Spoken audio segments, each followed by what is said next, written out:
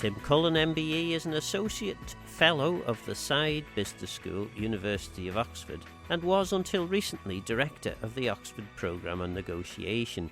Tim is best known for his role as the first Executive Director of the Small Countries Financial Management Centre, which he helped establish with the support of the Isle of Man Government, the World Bank and the Commonwealth Secretariat. Tim has also recently founded the Isle of Man St Vincent and the Grenadines Education Programme, an Isle of Man charity established to provide scholarships and travel grants to students from St Vincent and the Grenadines. I went to school at King William's for 11 years as a boarder, so I was incarcerated there from the age of 8 to 19, and that left me with an abiding affection for the Isle of Man. And my father had gone to school here, my mother was half Manx, and they loved the island, they retired to the island, so when I was halfway through university it became my home, and I've kept on coming back ever since, and then actually moved here 14 years ago now, so that's the starting point. So that left me a big interest in the Isle of Man, and actually a big interest in small countries and the challenges faced by very small countries. You've been all around the world doing all sorts of very interesting things, and of course one of the things the Isle of Man knows you best for is the development of the Small Countries Financial Management Programme. What was it about your background that led you to have the idea, I suppose, to approach government and see whether something like this could happen? Well, I think the original germ of the seed that got me going was that when I was working for the World Bank, I worked for the World Bank for more than 20 years, and which is, of course, a development agency, not a bank per se. And I was in charge of the bank's external relations in Europe, its relations with European countries, based in Paris. And I went with the president of the World Bank, president or vice president, I can't remember which one it was, to see the Secretary General of the Commonwealth, Sonny Ramphal, a quite big figure. And he said, the World Bank does a great job. I'm a big fan of what you do, but you do a lousy job of helping small countries. And he was from Guyana. And that really stuck in my mind. And I paid attention after that to the difficulties the World Bank had in delivering good supportive projects and programs in very, very small countries, and they were not very good at it. And then I started doing, after I left the World Bank, and I started teaching at Oxford University and developed a program on negotiation there. I was doing a lot of work in Asia for the Asian Development Bank, and they actually did rather better at helping small countries in the Pacific than I felt the World Bank did generally. And I was on the board of the FSC. I'd been appointed to that when I moved back to Britain in 1999. And the FSC? The Financial Supervision Commission, and I actually joined it in 2001. I was the first off-island commissioner. They felt that it was good to have somebody who was not too embedded in everything here to be, and so I used to travel here once a month. And we were on the FSC, and the Isle of Man government generally was under a lot of pressure to make sure it stopped money laundering, to be transparent on tax, and a lot of things like that. And so we've been asked to jump through quite a few hoops. And I felt that the Isle of Man was doing a very good job of that. Its reputation had not caught up with it, but nevertheless the reality was very good. And we had well-qualified people to implement these things that the international bodies wanted us to do. But I realized, because I was traveling a lot, that other very small countries were much less equipped. They didn't have adequately educated people to really do it. And because at the time I was running the Oxford Programme on Negotiation, so I knew how to put together a really good business school program, if you bring in the right professors and experts and so on. I had at the back of my mind that it would be good if one could do something to help these countries, but it hadn't crystallized. And then I was in Kyoto, in Japan, for the World Water Forum, where I was doing some work with the Caribbean Islanders and the Pacific Islanders, and they presented all their water challenges together. And the eureka moment when they realized that somebody in Samoa had similar problems to somebody in Jamaica was just so powerful. And I sat there thinking to myself, what could one do with all small countries? And the one thing they have in common is they have to run an economy. Many of them are offshore financial centres, international financial centres, and they're getting a lot of criticism and so on, and they could do with the capacity to do it better. So that's how I came up with the idea, and then I floated it with people in government. I remember John Aspin, who was head of the FSC, as it was then called, was very supportive. Several other people, John Corlett, who was the Attorney General at the time, tax assessor, and so on. They all were interested, and then I pieced together the idea of a 2-week program. Half of it in Oxford, half of it in the Isle of Man, so we'd benefit from all the benefits that I knew of that Oxford University and its reputation would bring, and academics that we'd bring from Oxford, but from all over the world. One of the first ones was here for years, was from Harvard and so on. And then blend that with people from the Isle of Man who had really great expertise as well. And so I came up with the idea of a 2-week program where we would pay for absolutely everything, all the travel, all the accommodation and so on, because there's such great distances that one of the reasons that people in very small countries in the Caribbean and Pacific don't have that qualification is because they can't afford to travel to programs that might be available. The other problem was that the programs that were offered by the World Bank and the IMF were not for small countries. They were somebody from a tiny country like Vanuatu would find themselves sitting between somebody from Kazakhstan and somebody from Brazil, got completely different issues. So there was, we then did a lot of research finding out from people in small countries with the help from the Commonwealth Secretariat of what they needed, and then we came up with a program, and it's gone from strength to strength. We've ran the first program in 2009, and then we just finished one now. We suspended for 1 year because of COVID, but we kept a lot of online programs going for them. The thing that made the massive difference right from the outset was that I pitched, people I talked to included Mark Shimin and John Cashin, his predecessor, and Alan Bell. And they really caught on to it. They thought this is a great opportunity because the great thing about it is that it's doing good in all these countries, more than 30 countries, more than 330 people. So it's making a big difference in the countries, but at the same time it's enhancing the reputation of the Isle of Man. So in all these countries, and in many big countries as well that are aware of the programme, the Isle of Man is seen as punching above its weight in terms of how well regulated it is and what a well-run economy it has. So that's been a benefit to everybody. And this was one of the things that people used to say about the Port Erin Marine Lab, sadly closed a decade or more ago now, but the people who went to the Port Erin Marine Lab, many stayed and developed different roles on the Isle of Man, but an awful lot of them went to all the four corners of the world and extolled the virtues of the Isle of Man when they got there. And effectively, small country financial management program are about 20 students each. Typically, we aim for 24. Yeah. This year we had 26. Last year we only had 22 because the Pacific were not really travelling again after COVID. So it's around 24 normally. So we're talking around 250, maybe more, attendees of your courses. Yeah, well, it's more like it's over 300 in fact. Yes, right. Which and all of these people know about the Isle of Man. They've been here, and they know the good things that we can do. And were they, many of them are in senior roles in their government, in terms of civil service. They know about the Isle of Man, and if a potential opportunity arose where they were looking for a partner, the Isle of Man would probably be high on their list. Absolutely, and in fact, I was just looking a few days ago at the online biography of the governor of the Eastern Caribbean Central Bank, Timothy Antoine. He was on the first program he ever did in 2009, and I looked at the announcement of his appointment, and it noted positively that he had attended the small countries financial management program in the Isle of Man.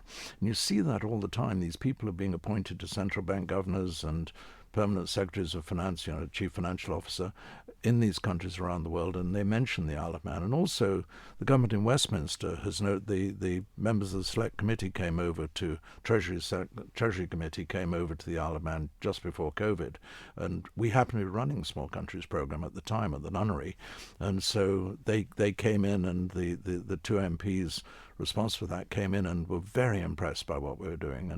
And I used to regularly go and visit. I used to go to the World Bank IMF annual meetings, and I would report to the central bank governors meetings, all the central bank governors from all the Commonwealth countries, and I would report on what was going on in this program, and they were extremely interested and very enthusiastic about the Isle of Man, and it was a door opener, which I think it obviously continues to be. Again, in terms of publicity for the Isle of Man, if the Isle of Man were to buy the equivalent of column inches and broadcast minutes, the value that they get out of the Small Countries Financial Management Programme in terms of students returning to their islands and presumably being interviewed by local media, yes, and saying what a great time they've had. Compared with the amount that's actually paid by the government, this must be it must be a positive for government rather than a cost. Well, I hope so. Yes, I mean, I certainly think so, and it is. I think it's good value for money to actually, for these people to go on. If you put 24 people on a program at Oxford, it would cost massively more than that because we were very tightly run and so on. I think one thing that's quite interesting in the early days when I first was floating the idea and we were discussing it, I did something which was a bit counterintuitive, and people might say I had a bit of a cheek doing it. I told the politicians, mainly Alan Bell and then successors at Treasury, but at the time it was Alan Bell, that look, we want your money from the Isle of Man government because we couldn't raise it privately. The World Bank did actually give us money as well. The Commonwealth Secretary also gave us money, but for most of the time it's been entirely funded by the Isle of Man government, which we're immensely grateful. But I did say to them, you'll be funding it, but actually you mustn't own it. It's very important that it's independent. So it was set up as a charity by the Attorney General's Chambers, helped us set it up and wrote all the articles and so on for us as a charity. And so independent of government, but clearly with the idea that it'll be helpful to the government, but the purpose of the charity is to help these small countries around the world, and therefore doing good in international development terms was the purpose of it.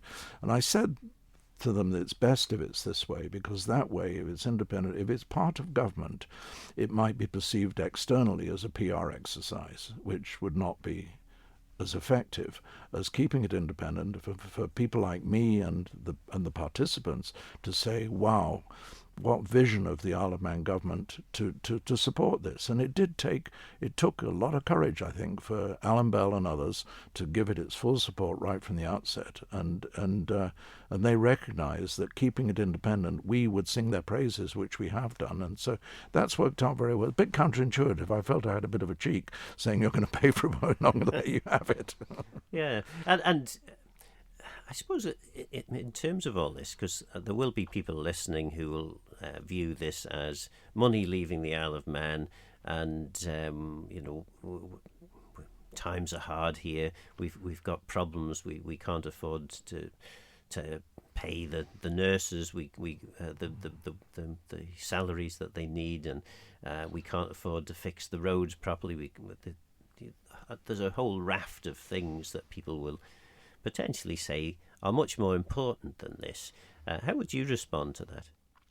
Well, I think that you only need to look at the immigration crisis in the UK, particularly at the moment, and realise that the countries that so many of these people are coming from, there is no worthwhile life for them there, for political reasons or economic reasons or whatever. And obviously, it's tended to be more sympathetic to people who are fleeing political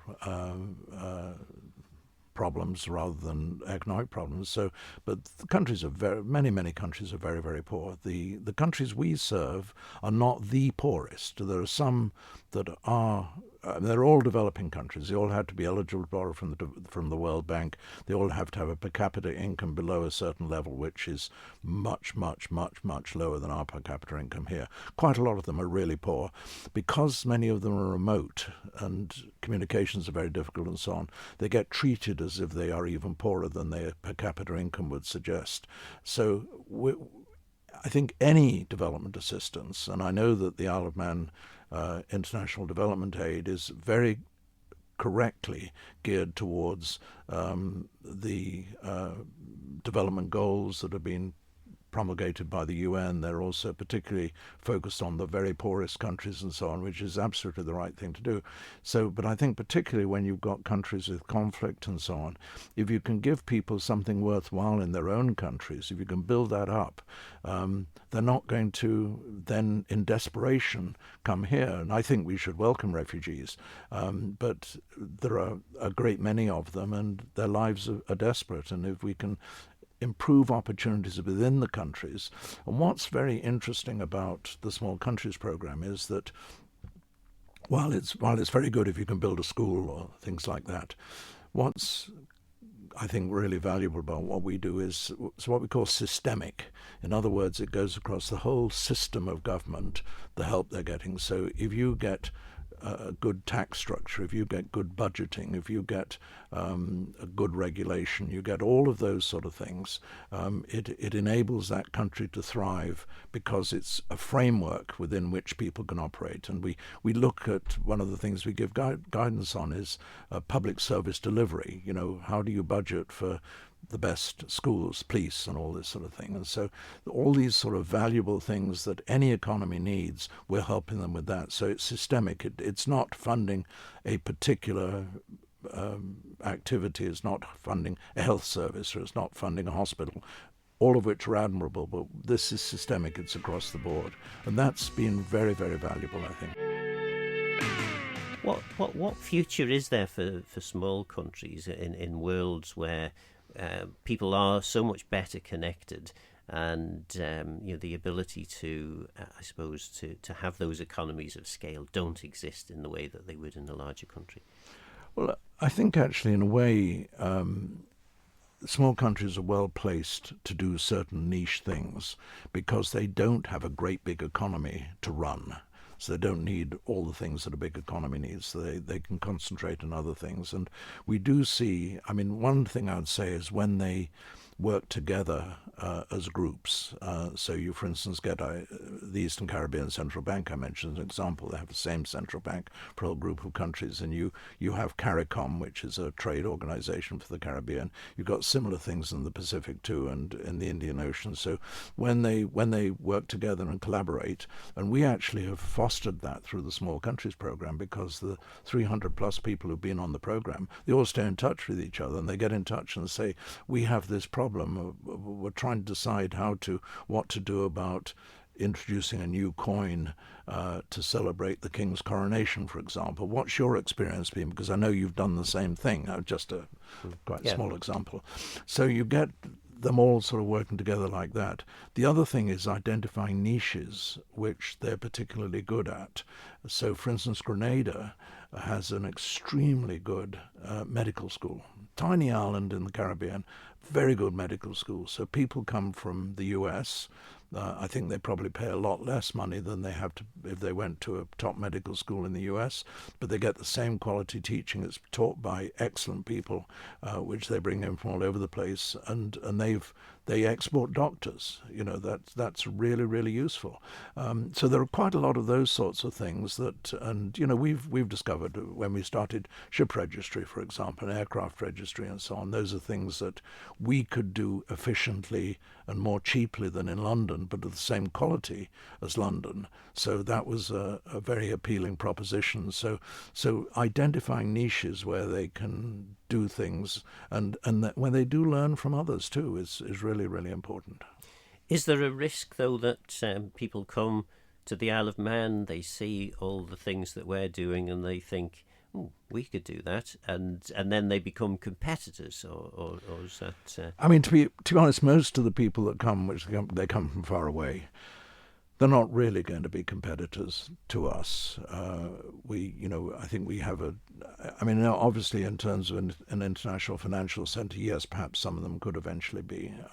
But the types of activities we're engaged in here, they shift periodically and so on. So I don't think that's really is really likely to become an issue. So then, in terms of how the Small Countries Financial Management Programme, effectively, the promotion that the Isle of Man gets out of its support for that programme, clearly the reputation of the Isle of Man is improved.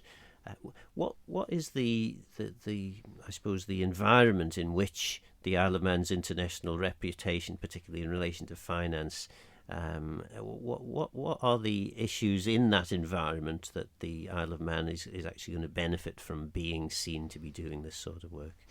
I think that it means, the Isle of Man gets evaluated, it has peer evaluation and so on, of anti-money laundering and issues like that, and tax compliance and compliance with FATCA, the American sort of identifying people whose money is held here and all this sort of stuff. And I think that helps our reputation there. Certainly when FATCA, the American type activity, was being introduced in the UK, the then Treasury Minister, I think it may have been Eddie Tier, I'm not sure, actually and Alan Bellows, Chief Minister, went to the Chancellor, George Osborne, and said, we want to be first in line to join in this type of activity. Now, around about the same time, Eddie and I had met George Osborne and talked to him about the Small Countries Programme, and shortly afterwards, when the Isle of Man had approached the Treasury in the UK, HM Treasury, George Osborne announced that the Isle of Man was the first place to do it, and it was really great the Isle of Man had done that. So, it's helping in that sort of environment. Now, that's quite a few years ago, certainly, but I think it has a seat at the table a little bit more because of this, and at OECD, what it says is respected and so on. And the other thing is that at the OECD, when they're reviewing tax policies and so on, the countries that have been through the Small Countries Programme have tended to do rather well in making their presentations about what they're doing in tax, and they're doing things in tax towards tax transparency and so on, which the international community recognises, and it does get mentioned that they learned about these things in the Isle of Man. So it's difficult to trace precisely where it helps the reputation, but it is quite spread. And there are certain prime ministers and central bank governors and others, and presidents and governors general, who will talk about the Isle of Man and how this has been so helpful to our country. We've sent 15 people to the Isle of Man, and look at how it's helped the way we regulate, the way we budget, the way we do these other things. And when people talk like that, it's very, very helpful. Moving on then to another area that you're interested in, and this is the St Vincent and the Grenadines, and you've established a charity to assist. What specifically led to that? Well, it's a very nice segue from small countries to this, because one of the countries that has sent a very, very small country with a population similar to the Isle of Man, about 110,000 people, is St Vincent and the Grenadines. It's one of the poorest countries in the Eastern Caribbean. They've sent very good people on this program year after year after year. The very first year, we got the head of their financial regulator, a woman called Shada Bollers, who's a brilliant lawyer and who was a really key player in St Vincent's. She came the first year, and then she came on our board of the Small Countries Programme. Being a charity, we have a board of trustees, and she's been on that board ever since. So we knew her quite well from the Small Countries Programme. And then it's 2.5 years ago, they had a devastating volcano in St Vincent. Fortunately, nobody was killed, amazingly, and that's probably because they had got a lot of really good emergency preparedness. And I'd hoped it might be possible for the Isle of Man government to give some money to them, but it wasn't possible because emergency aid from the Isle of Man government's budget only goes to the Disasters Emergency Committee, which tends to be recognising much bigger emergencies like floods in Bangladesh or something absolutely devastating. So that was not possible. So I got in touch with Sharda, and I had, prior to this, had arranged through contacts I had in the US for the Prime Minister of St. Vincent, Ralph Gonsalves, to go on American television. And he was actually going to talk about Small Countries program. But then when the volcano came along, they wanted to talk about the volcano, not surprisingly. So I watched the video on YouTube, and he was almost in tears talking about the impact on young people of the volcano and how schools had been turned into shelters, how students had had to study online, but the internet was down, and the impact on secondary education, but all education, was devastating. Now, I knew that in the 20-plus years he had been in office, universal secondary education was the most important plank in his political platform. That was what the government committed itself to and had done a great job. And so, he was just devastated by this. And so I called up Sharda and said, look, let's do something. Why don't we start a charity? It would be an Isle of Man charity, but at Isle of Man St. Vincent, we'd have trustees from St. Vincent as well as from the Isle of Man. And what we can do is give hope to the students, give them inspiration. And we came up with the phrase, my friend Nigel Wood, who's one of our trustees, actually came up with this phrase, which I must give him credit, the art of the possible. The idea being, even if you've been dealt an unlucky hand when you're born, or a natural disaster hits or something like that, don't give up. The art of the possible, if you accept help when it's offered, you work hard, and you're willing to engage with other people, the sky's the limit. You can do a great deal. So we designed this program with two parts to it. That the first year, just to kick it off, which was last August, we would bring 12 students, six boys and 6 girls, to the Isle of Man for 3 weeks. As an experience of a lifetime. Most of these are people who'd never been off this very small island in the Caribbean. St. Vincent has a per capita income of about 10% of the per capita income of the Isle of Man. So people on average will be earning about 10% of what we earn here. So it's a much, much poorer country. Give them the experience of coming to the Isle of Man with a lot of field trips, a lot about the culture, a lot about everything under the sun to do with the Isle of Man, but deeply embedded in the program were sessions where we brought some people over from the UK, others from the island, to talk about how they had had a successful life after an inauspicious start.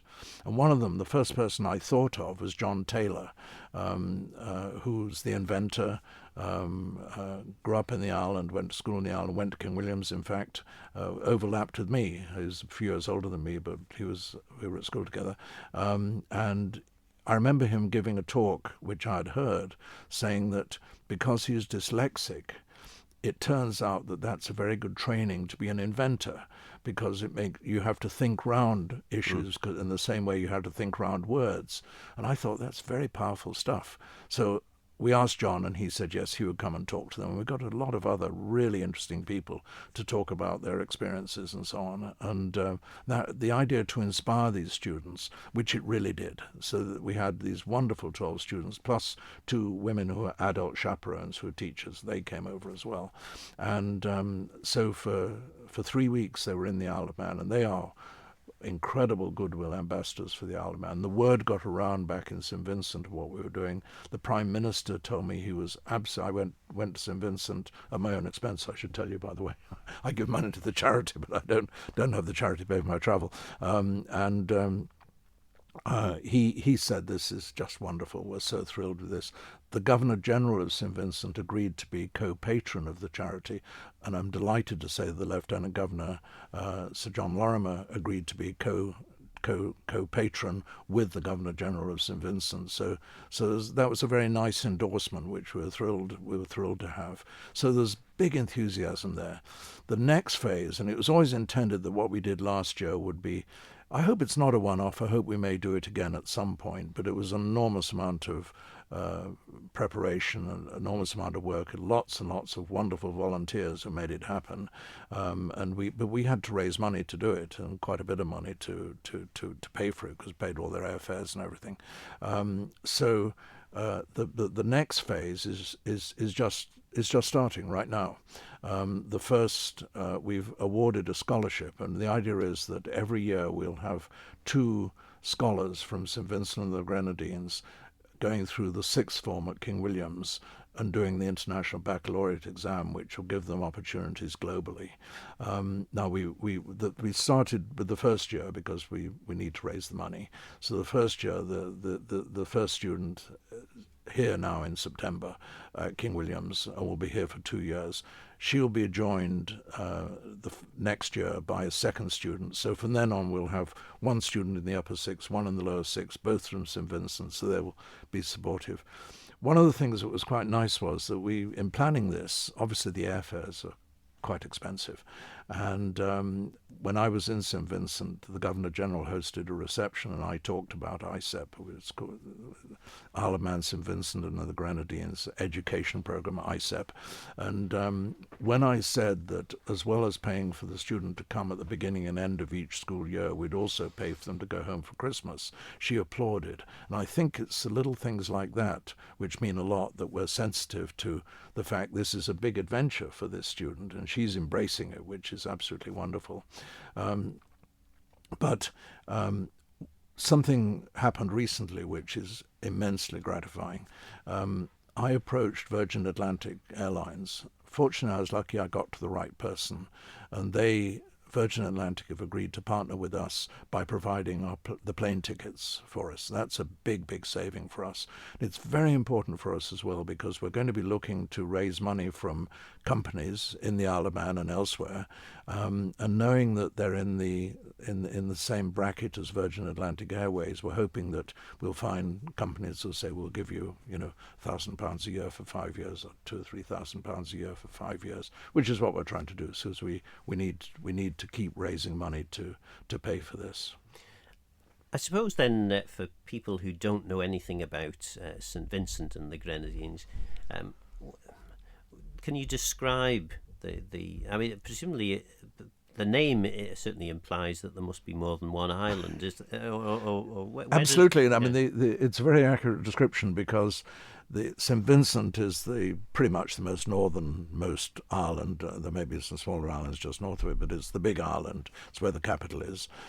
Quite mountainous, and that's where the volcano is, in the northern part of that. Many people will have seen St Vincent because they've seen Pirates of the Caribbean, and that was filmed, parts of it were filmed in St Vincent. But then it is a string of islands that stretch, and they're called the Grenadine Islands, and they stretch from St Vincent down to where the next country is, which is Grenada. So that's the most southern island of the Grenadine chain, but it's a separate country. Very beautiful. Mustique is a rich playground, I think it's reasonable to say. It's where Princess Margaret used to spend a lot of time. There are a lot of very wealthy people there. But it's that's a beautiful island. But Bequia Island is gorgeous. I mean, they're beautiful beaches, beautiful islands. People are very nice. The welcome that I received was fantastic. They're very warm, nice people, and so on. And as I mentioned, the Prime Minister has been committed to universal secondary education. So they're very advanced in that sense. They're well regulated, partly thanks to the people that have been through the Small Countries program. And when I met the Prime Minister and the Governor General, they both said to me, we owe the Isle of Man a lot, because we've had 14 people at that stage that have been through the Small Countries program. In other words, some years we've had 2 people from St Vincent and the Grenadines, and they have made the way we run our economy much better. And that's just wonderful. And in terms of the economy, then, what is the economy? Is it primarily a tourist place, or? Well, it is really. It used to be bananas, but they don't do quite so well with bananas anymore, for global trade reasons and so on. There are quite a lot of agricultural products still. Obviously, fisheries is important, and as you know from your Sierra Leone help you gave to Sierra Leone, fisheries is very, very important to many of these countries. But tourism is very much the big thing, and they're building new hotels and so on. And it's always one of the tricky things with tourism. You don't want the pristine beauty to be spoiled by too many fancy hotels. And at the moment, it's still great, and I just hope they keep their tourism development, within reasonable bounds, so it still remains a very unspoiled place. But and then of course they're the offshore financial centre as well. It's not a major international financial centre, but they run the financial side of their economy very well. And of course, knowing that it's a well-regulated place, and knowing that partly that's as a result of the Small Countries Financial Management Programme, I imagine knowing that it's well-regulated means that people investing in the country are more likely to do so because they know that the money that they invest is going to it's going to stay in the things that they're investing in. One of the hardest things about investing, particularly in developing countries, is lack of regulation and the significant risk associated with it. I think that's right. I think that's right. Also, Prime Minister Gonçalves is quite a larger-than-life figure, put it that way. You might compare him with someone like Alan Bell, but he's prominent he's been the head of CARICOM, which is Caribbean Trading Organization, and then while he was in office, in fact, at the time I set up, St. Vincent had been elected as one of the non-permanent members of the UN Security Council. So he had a seat at the Security Council table in New York, and he would he I've seen photographs of him speaking at the UN and so on. Now that's the sort of company where somebody like that who is praising the Isle of Man is very useful to us. Indeed. So yeah, I think they do punch above their weight, which is what a lot of this is about. When small countries collaborate, they learn from what we've taught them, and we're looking at other ways in which there can be links with St. Vincent and the Isle of Man, and so we're quite keen on trying to help not with our charity's money, but we're hoping that because of the connections we made, for instance, Bill Dale from Beach Buddies, he took the students on a plastic gathering visit to Castledown Foreshore, and they did very well. They collected an enormous amount of stuff, and Bill is very gung-ho on this and is exploring trying to start a similar program in St. Vincent. There is already a program there, but he wants to try to sort of relate it to what he's doing.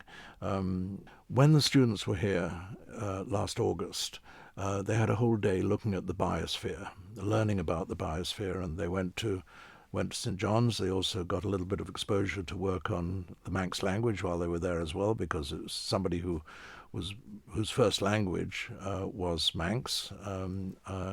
Bríshi Kermode was taking care of them at the biosphere along with Joe and other people there, and they were very, very impressed by the biosphere.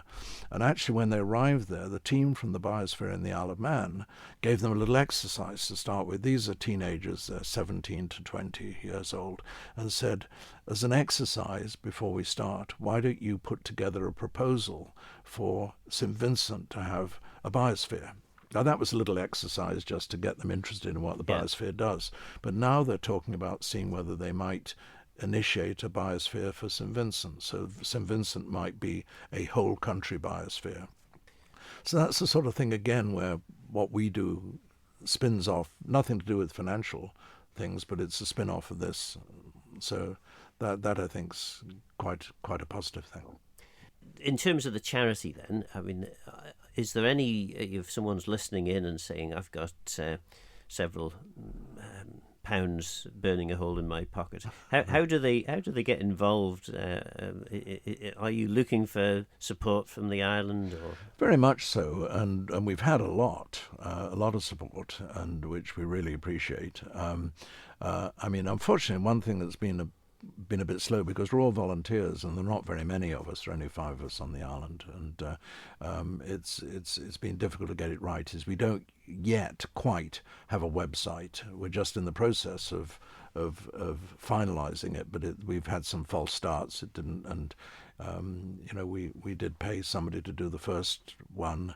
It was great, but it wasn't quite. We actually paid for it to be done in St Vincent, actually, so that it would be giving opportunities for people there to do it, and we paid to have it done. It was very good, but it was not sufficiently forward-looking. So we're now doing it again. We've got a volunteer who's very, very good, who's one of my former MBA students, because I teach a lot. My charity is the things I do in my spare time, I guess. So it's actually one of my students from my teaching in China, which I do, who's working on it, and really, really good. So we don't have that yet, which is a bit unfortunate, but anybody can get in touch with me. People can find me, Tim Cullen, and my name is tim.cullen at isep.im. And if anybody writes to me, I can certainly tell them how they can help. It would be great if we do. The word is getting round a bit on the island about what we're doing, and which is really great. And there's a lot of enthusiasm. It's a bit difficult making the connection between our small island and their small island.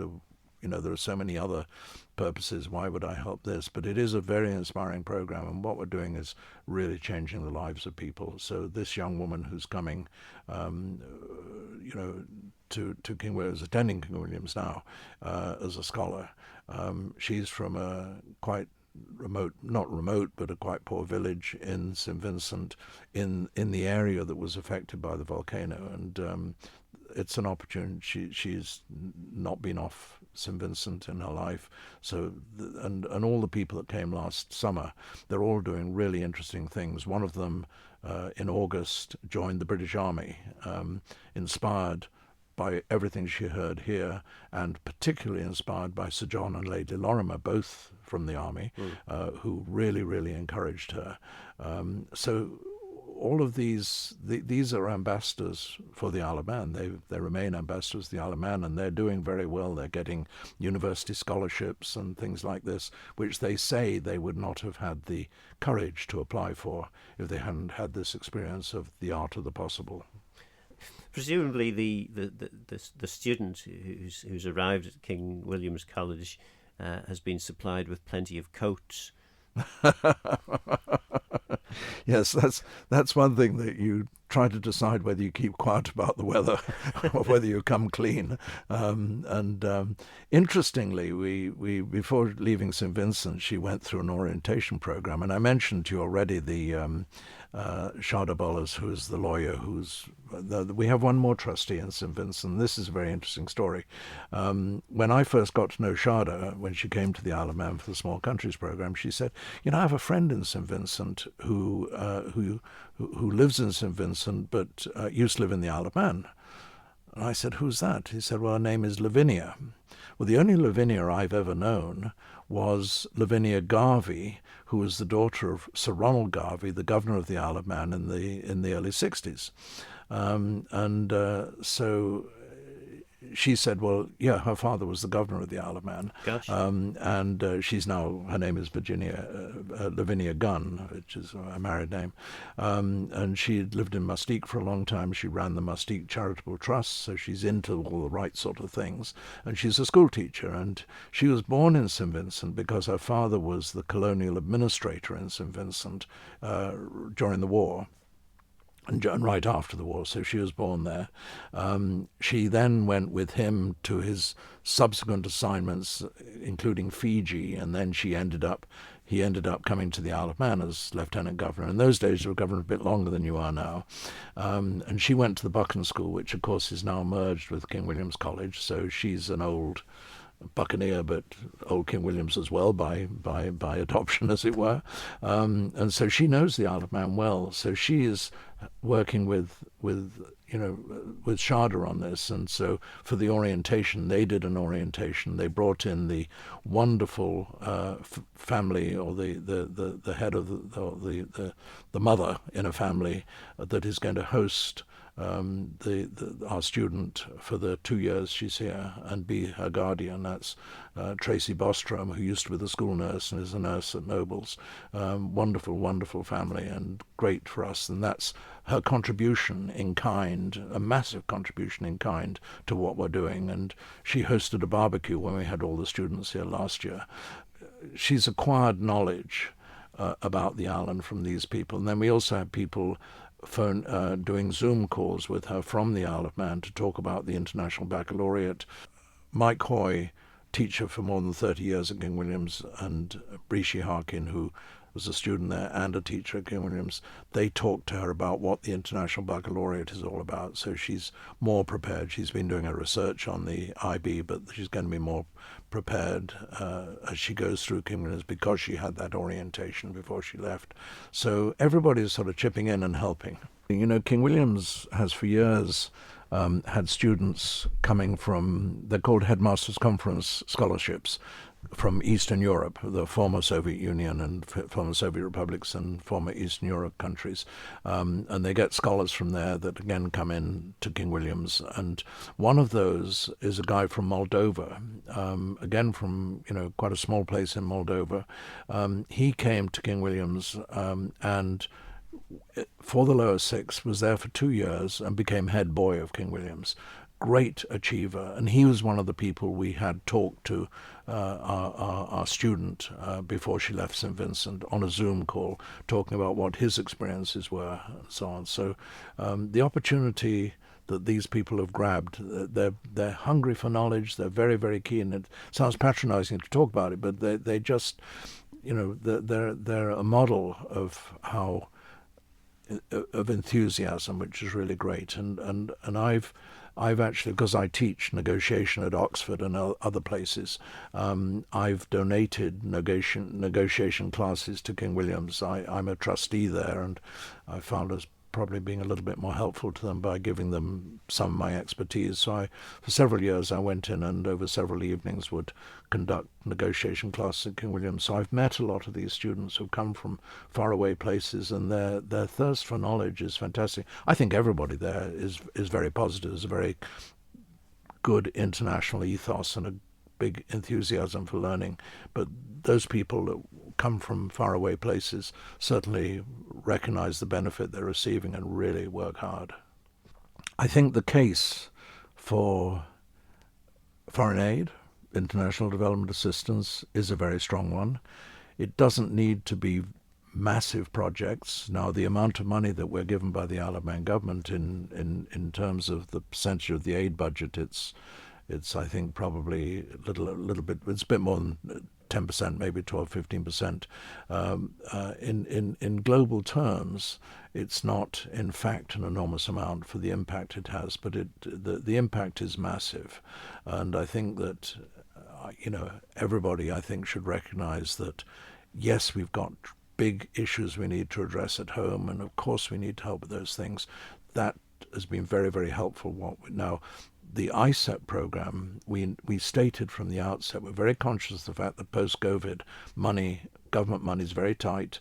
Taxpayers' money needs to be used very, very sparingly. So we made it clear right from the outset that we would not seek any aid money from the government, that this would be purely funded by private donations. Now, those private donations do not need to be enormous. Obviously, some people have been very generous and have given us quite a bit of money. For instance, one big help we've got, the largest donation we received was from the widow of Ken Dodd. And Ken Dodd had a foundation while he was still alive, which has given us money because Ken Dodd was very committed to education for people who did not have good opportunities when they were born. So we've benefited from that. But whether somebody gives us £100 or £1,000 or £20,000, it's all massively appreciated. So any help we get, we really would appreciate. I mean, I'm deliberately making a pitch because we have to, and I've actually, my wife and I have contributed quite a bit to it as well, and our trustees have all been, giving their time plus giving money as well. So, and there are other people in the island who anonymously, well, I know who they are, but they don't want their names splashed around, who've given us, one gave us 10,000 the first year, last year, gave us some more again this year. Other people who know about it are giving us £1,000 or something like that, all immensely useful. That was Tim Cullen, former Executive Director and founder of the Small Countries Financial Management Centre. Tim has also recently founded the Isle of Man St Vincent and the Grenadines Education Programme, an Isle of Man charity established to provide scholarships and travel grants to students from St Vincent and the Grenadines. Don't forget, this programme is available as a podcast on Manx Radio's website. For now, though, I'm Phil Gorn. Go to Myos and Geishtachrom. Thanks for listening.